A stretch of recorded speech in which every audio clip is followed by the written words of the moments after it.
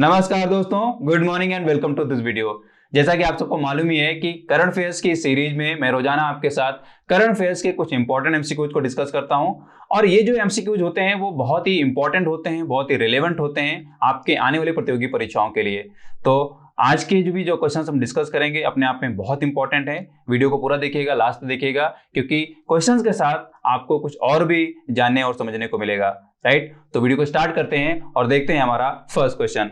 तो first question है, under which scheme the central government has decided to procure 200 drones for the survey of villages and mapping with improvised technology in village area. किस योजना के तहत केंद्र सरकार ने गांवों के सर्वेक्षण और ग्राम क्षेत्र में इम्प्रोवाइज्ड टेक्नोलॉजी के साथ मैपिंग के लिए 200 ड्रोन खरीदने का फैसला किया है? तो यहाँ पे ऑप्शंस गिवन है, ग्राम सीमांकन, पंचायत सीमांकन, स्वामित्व या अपनी जमीन अपना स्वामित्व। तो आपको यहाँ पे जो करेक्ट आंसर है वो मैं बताता हूं, करेक्ट आंसर है स्वामित्व। तो स्वामित्व योजना के तहत यहाँ पे सेंट्रल गवर्नमेंट का ये लक्ष्य है, टारगेट है कि 2024 तक देश में लगभग 6.62 लाख जो गांव हैं या विलेजेस हैं उनका सर्वे किया जाना, सर्वेक्षण किया जाना है और मैपिंग की जानी है। तो ये पूरा का पूरा काम जो है वो 2024 तक टारगेट किया गया है कि ये कंप्लीट हो जाए। राइट, और ये किस योजना के तहत किया जाना है? यह स्वामित्व योजना के तहत किया जाना है। ये आपको नाम याद हो जाना चाहिए। और मैं आपको बता दूं कि स्वामित्व योजना जो है वो सेंट्रल गवर्नमेंट की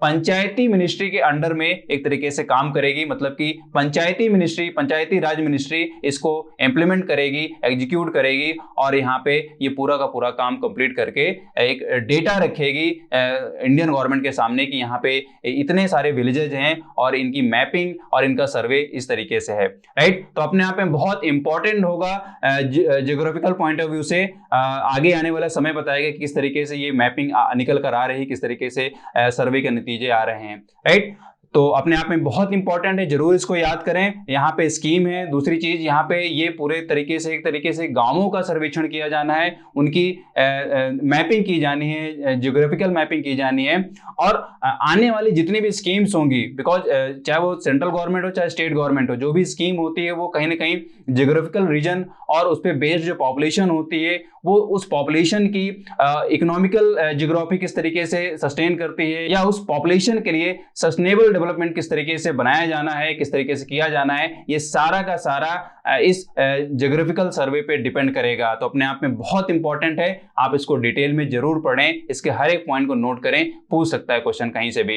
राइट, और यहाँ पे आप ये भी बहुत अच्छे तरीके से दिमाग में रखें कि ये जो सर्वे होना है वो ड्रोन्स के थ्रू होना है और बोला जा रहा है कि यहाँ पे 200 ड्रोन्स की सर्विसेज ली जाएंगी। राइट, तो आप इसको डिटेल में जरूर पढ़ें, हर एक एस्पेक्ट को नोट करें और याद करें, एग्जाम में जरूर पूछ सकता है। Now the next question, Who has launched a new space startup called Privateer Space? Privateer Space नामक एक नया स्पेस स्टार्टअप किसने लॉन्च किया है? तो यहाँ पे ऑप्शंस गिवन है, Steve Wozniak, Elon Musk, Jeff Bezos या रिचर्ड ब्रैंसन। राइट, तो मैं आपको यहाँ पे सही उत्तर बता दूं। पहले सही उत्तर है स्टीव वेजनियक जी। तो इन्होंने ये स्टार्टअप लॉन्च किया है स्पेस टेक्नोलॉजी के क्षेत्र में। तो अपने आप में बहुत इंपॉर्टेंट स्टार्टअप होने वाला ये भी। जैसे मैं अगर यहाँ पे अदर ऑप्शंस की बात करूं, Elon Musk, Jeff Bezos, Richard Branson, तो ये ऐसे बिजनेसमैन हैं कि इनकी अपनी एक स्टार्टअप कंपनी है स्पेस टेक्नोलॉजी के क्षेत्र में। और अगर खासतौर पे यहाँ पे एलन मस्क की कंपनी की बात की जाए तो उस अभी हाल ही में बहुत चर्चा में रही है, उसका अपना एक खास मिशन लॉन्च हुआ है और बहुत ही इंपॉर्टेंट मिशन था। वो मिशन क्या है मैंने आपको अपनी लास्ट वीडियो में भी बताई हुई है इसको कि क्या उनका मिशन था और किस तरीके से वो सक्सेसफुल रहा है और वो किस तरीके से रिवोल्यूशन लाएगा आगे चल के स्पेस टेक्नोलॉजी में या स्पेस टूरिज्म में। राइट, तो आपको कहीं ना कहीं हिंट मिल गया होगा मैं किसकी बात कर रहा हूँ। आप इसको जरूर याद करें। हर एक मतलब कि जेफ बेजोस, रिचर्ड ब्रैंसन के टर्म में भी आप सर्च करें कि इनकी कंपनीज का नाम क्या है, इन कंपनीज के मिशन क्या है या इनकी प्रायोरिटीज क्या है स्पेस टेक्नोलॉजी के टर्म या स्पेस रिसर्च के टर्म में। राइट, तो इसी स्पेस टेक्नोलॉजी में मतलब एक महत्वपूर्ण कदम यहाँ पे रखने जा रही है स्टीव वेजनियक की कंपनी जिसका नाम है प्राइवेटर स्पेस। राइट, तो ये नाम पहले याद हो जाना चाहिए और जिसने स्टार्ट किया उसका नाम याद हो जाना चाहिए, किस क्षेत्र की कंपनी है ये याद हो जाना चाहिए और किस प्रायोरिटी के साथ यहाँ पे ये अपने आप को इस क्षेत्र में रखने जा रही है या अपने कदम बढ़ाने जा रही है ये कंपनी, ये भी आपको याद कर लेना चाहिए। किसी भी एस्पेक्ट में क्वेश्चन बन सकता है। Now the next question, The official motto "Together for a Shared Future" of 2022 Winter Olympics has been unveiled. In which country 2022 Winter Olympics to be held? 2022 का शीतकालीन ओलंपिक के आधिकारिक आदर्श वाक्य "एक साथ एक साझा भविष्य के लिए" का अनावरण किया गया है। 2022 शीतकालीन ओलंपिक किस देश में आयोजित किया जाना है, यही पूछा जा रहा है। यहाँ पे ऑप्शंस गिवन है चाइना, जापान, इंडिया या फ्रांस। तो मैं आपको सही उत्तर बता दूं, सही उत्तर है China.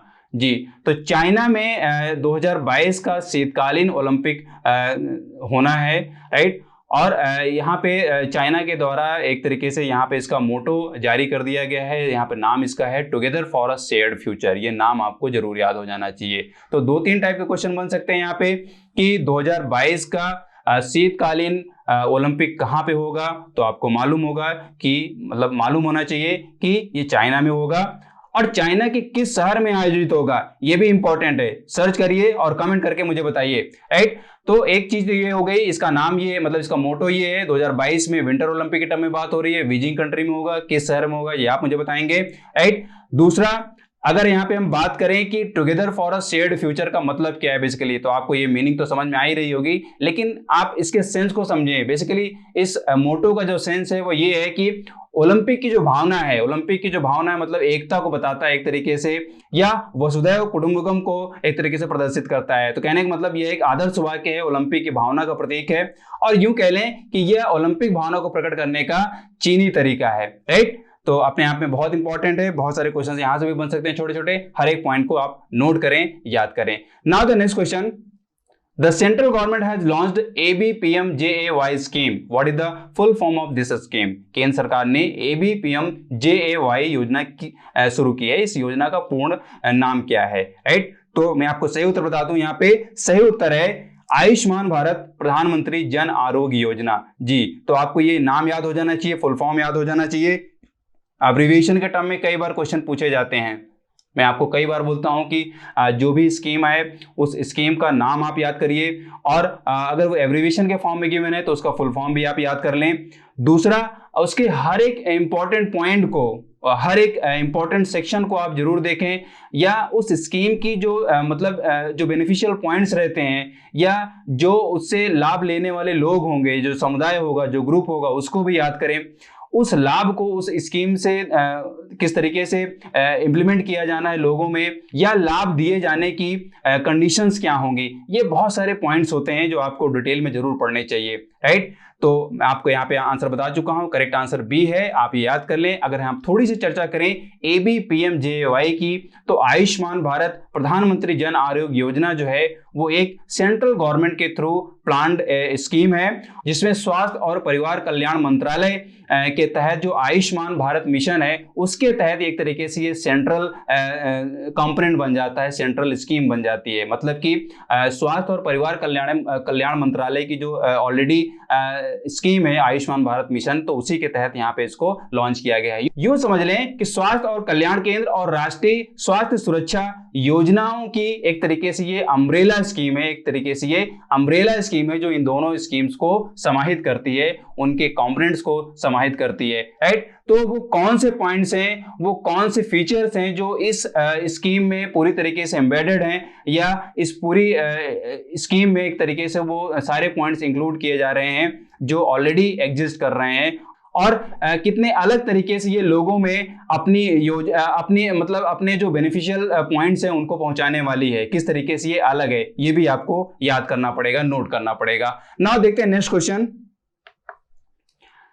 In the Karnataka, who has become the first ever recipient of the Best MLA Award of the State Legislative Assembly, Karnataka में राज्य विधानसभा के सर्वश्रेष्ठ विधायक पुरस्कार के प्राप्तकर्ता कौन बने हैं? तो यहाँ पे ऑप्शंस गिवन है BS Yediyurappa, D Kumaraswamy, M Krishna, Siddaramaiah. तो मैं आपको पहले बता दूं कि यहाँ के चारों के जो ऑप्शंस गिवन हैं अपने आप में बहुत ही मतलब कि मेन लीडर हैं कर्नाटका पॉलिटिक्स के, बहुत इंपॉर्टेंट पर्सन्स हैं, इनको आप डिटेल में जरूर पढ़ सकते हैं। इस क्वेश्चन का आंसर मैं अगर आपको बताऊं तो करेक्ट आंसर है BS येदियुरप्पा। जी, तो BS येदियुरप्पा को ये पुरस्कार दिया गया है, और जो कि पहले MLA होंगे जिनको ये अवार्ड दिया गया है। यहाँ पे अवार्ड का नाम है बेस्ट MLA अवार्ड, राइट। तो अपने आप में ये याद करने वाली बात होगी।